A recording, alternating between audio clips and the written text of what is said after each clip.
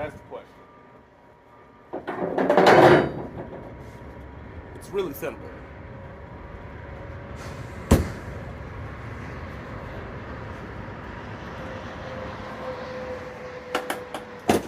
You gotta ask the first question to yourself.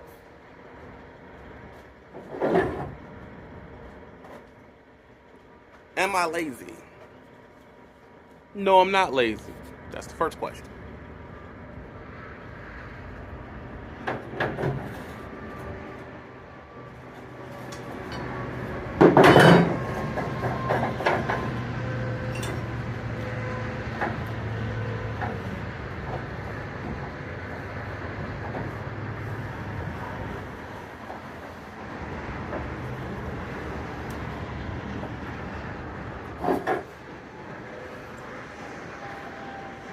Question 2. Do I like being on dry van and reefer and waking up 2, 3, 4 o'clock in the morning, someone knocking on my door? I never have a good sleep schedule. No, you don't like that. Do you want a good sleep schedule? Pretty much 6 to 5? Wake up every day at 6 or 7 o'clock in the morning? Do you want that? Well, that's some of the benefits that we get to enjoy in Flatbed. We don't run overnight. We're solar powered most of the time.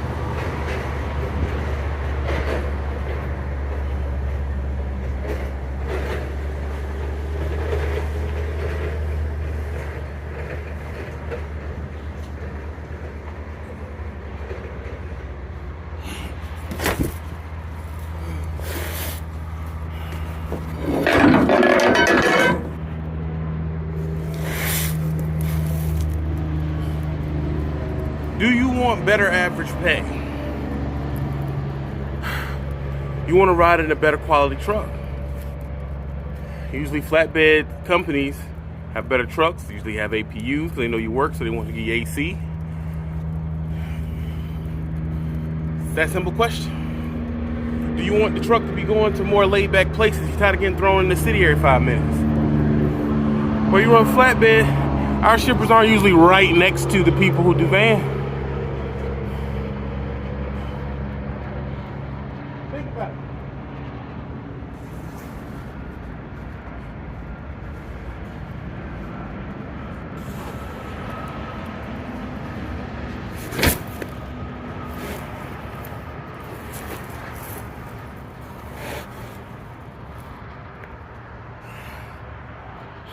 Do you live in a small town? You say, oh yeah, I live in a small town. Our regional stuff, a lot of small towns. I'm talking about flatbed as an industry completely.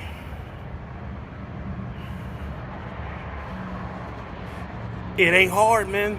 It's not.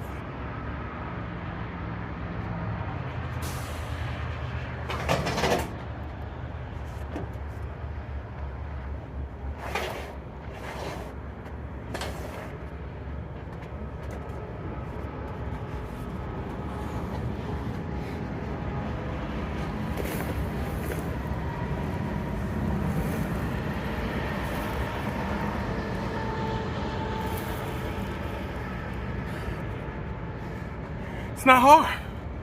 Think about it. Now listen, does it take physical work? Yes, it does.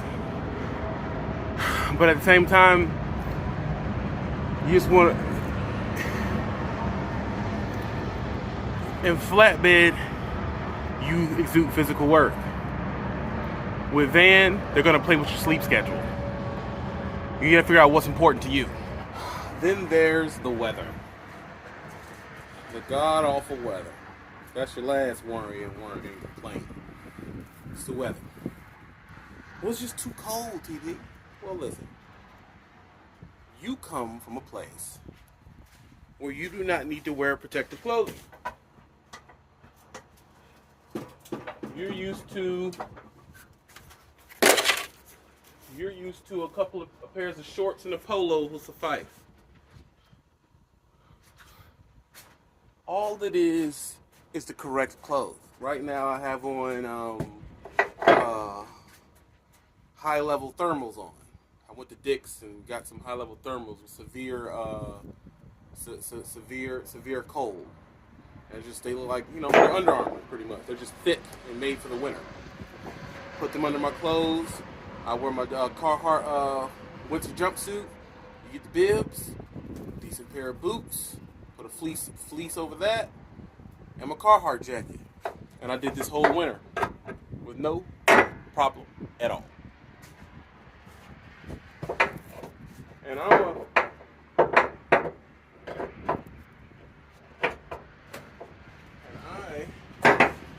from the great state of Virginia. If I can do it, you can do it. You learn the steps to the problem you got to fix, which would be securing the load. Once you learn the steps, you'll be out of here in 30 to 45 minutes. It's that simple. It's not hard, man. You want to be able to get into a division in trucking and be able to end up getting a job that pays you just as well or close to it at home. Am I right? Yeah, I'm right. That's pretty much what you're looking for. Out of all the macho posturing and pickaninny that's on the internet, that's pretty much what y'all are looking for.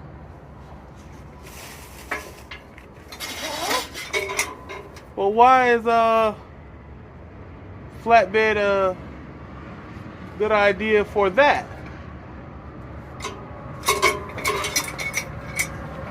Because think about how many houses are being built in your house. Let's name some flatbed jobs just that are local. Okay. You say you want to do about 2 years of driving and then go local at the 2-year mark. You got a couple of options. You could go to Class B route. There is a Class B building material service in every city across the country.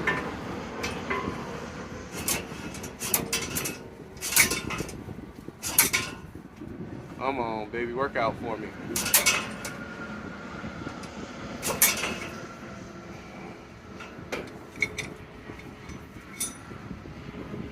Class B building material service around every part of the country, man. And all you have to do is make sure you have the correct amount of experience and a good record.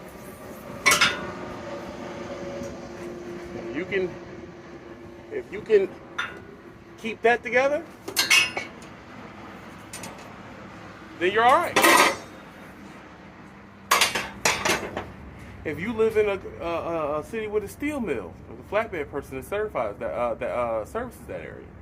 A lot of these companies that, even this company has local divisions all across the country where you drive a day cab. It's a lot of at home every night, at home every other day, at home every week opportunities with benefits matching 401k. There's a lot of that in flatbed period. There's a lot of it.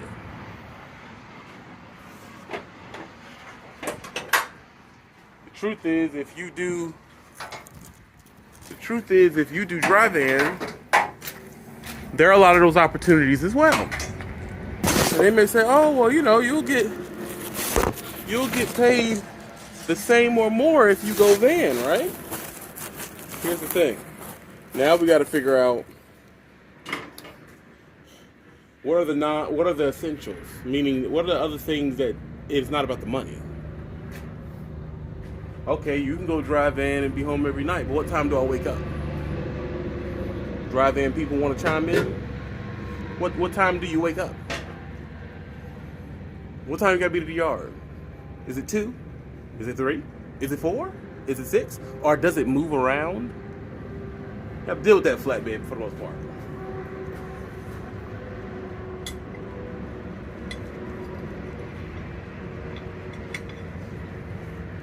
for the most part. Now, is there a company out there that wants to work you to death and you still do flatbed and wake up 4 in the morning? I bet you there is. I'd be willing to bet money.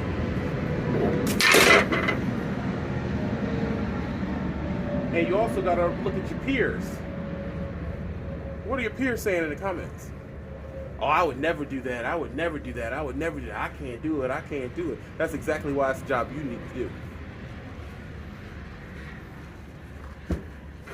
Makes you more valuable to the market, doesn't it? I mean, I'm gonna let these owner ops fight. Here's a question you can ask yourself. Ask the owner ops in the comments. Who makes more money? Van drivers or open deck drivers in owner opping? And that includes oversized, step deck, low boy, all that. I'll give you a better one. Who has the better truck at the truck stop? Those owner ops you see? Simple question. Simple question. Answer it however you want. But at this point, I'm not telling you what to do. I'm telling you, think about it. And the person's gonna say, it's too much work. I can make that without the work. So let me get this right. You came into an entire industry to duck work. That's your sole purpose. That's your gauge of success, is how much work I have to do to make the money that I make. Is that your gauge of success? That's my question.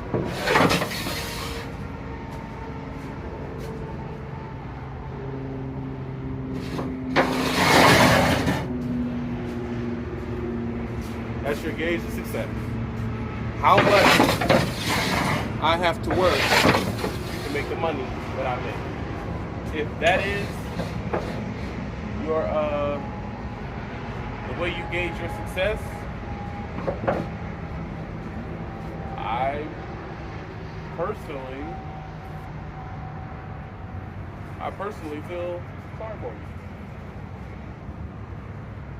I feel sorry for you. That should not be your the way you gauge your success. At least that's how I feel. I can be wrong. Wouldn't be the first time good old Trucker Brown was wrong.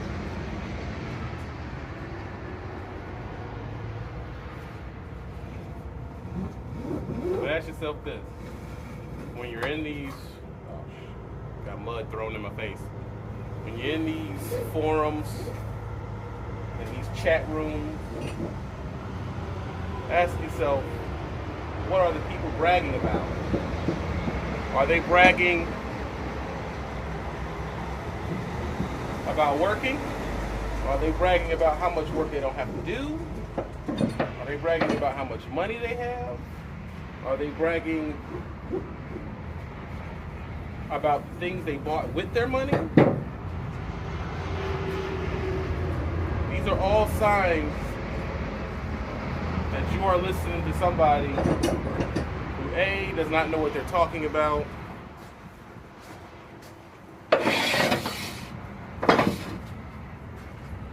B, morally corrupt. There's a lot of that. A lot of that.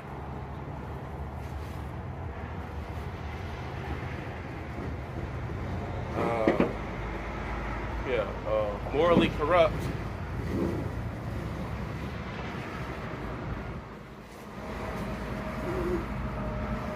And C, unhappy. You know, you say, oh, well, I want to make a lot of money. Of course, the reason why you have that in your brain is because it is, it's just in our culture in America. You know, the right to pursue happiness, all that type of stuff. It's in the Bill of Rights, Constitution, one of them. And, okay, it's to pursue happiness, but the people that are telling you to go leasing, you know, with that chalkboard in the video, telling you all the ways you could be leasing, but they ain't leasing. They're not in the truck. And it's not one person, it's many. When they're telling you to come do this, you'll be happy, come do this, you'll be happy, half the time they're not happy, bro. And the truth is, they make money. They don't make money from what they're telling you they make money from. They make money from other ways.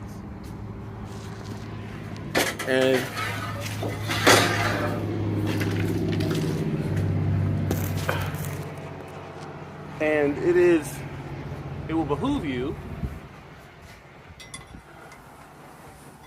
to have your own direction when you come into this game. I'm not telling you to go either way. I'm telling you to figure out what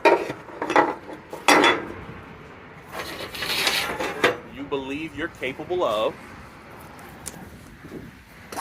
Figure out what will be best for your family. Figure out the way you want to be viewed in your children's eyes, if you have any. Figure that out. Then, if you figure that out, you can't fall for the okie doke. You understand that? You can't fall for the okie doke. A man who stands for nothing will fall for anything. So the reason why people are keep being able to be scammed is because you don't stand for nothing. You're waiting for somebody to make you, tell you what you want. I'm giving you information. I'm giving you food for thought. That is it. Good old food for thought.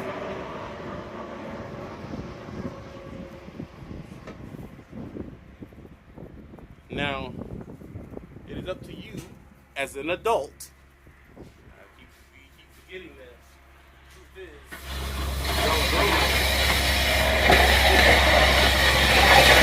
y'all not children. As an adult, you have to be able to take in information. But I ain't calling that dog. It's gonna be a little sideways. I gotta sit on a tarp. As an adult, you have to be able to take in information and to be able to decipher BS or discern if this is a good situation for me or not. It is impossible for you to do that if you do not know what you want to do. So that's the first rule. Y'all come in here don't know what you want to do. Only thing you do know is you want to make money. You telling me you want to make money is not telling me what you want to do. All of it makes money. You can have a living with drive-in, step deck, or at the Coca-Cola plant. It doesn't matter. All of it pays bills. All of it puts kids, buys school clothes. All of it does. That's the truth. If you do any one of them long enough, you'll make a good living. That's the truth nobody wants to really get into. It don't matter if you do flatbed or drive-in. What matters is if you have the patience to deal with the BS of each division. That's what matters, because each division has its BS, its own form of BS. Which one do you have the patience to deal with? It's that simple. It ain't about who's better, who did it. It ain't about none of that crap, man. That's just content. That's content they give you, which is their job. These people you're watching are entertainers. Don't get it twisted. This is entertainment. You're here to entertain yourself. You're here to drive down the street and listen to something entertaining to keep you up. That's it. None of these people are contractually obligated to give you good advice. Now, morally they should, but they don't have to. Because the truth is, y'all gravitate towards stuff that don't help you. So why would a person keep giving you good advice? This is how the people you're watching are thinking. Why would a person keep giving you good advice when they're watching you follow and support non-good advice all the time? Oh, they did. So they say, oh, I'm gonna jump on a bandwagon. That's what gives me views. I'm gonna do it. And now you're living in a vacuum where no one's saying anything of note. Everybody's just talking to get views. Now you can't trust what you're hearing at all. Think about it.